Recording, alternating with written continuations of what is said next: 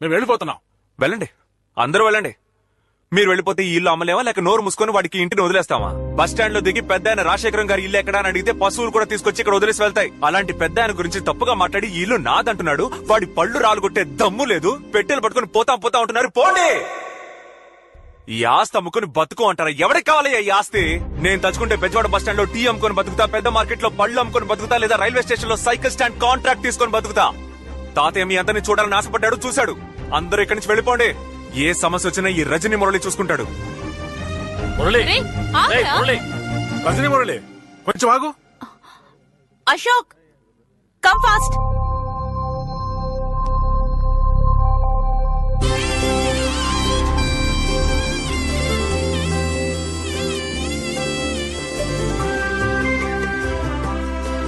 నా మనవరాలు పుష్పవతి అయింది. అందువల్ల తనకు జరపవలసిన సంప్రదాయాలన్నీ జరిపే పంపిస్తాను. అరే అనిల్, ఆ క్యాలెండర్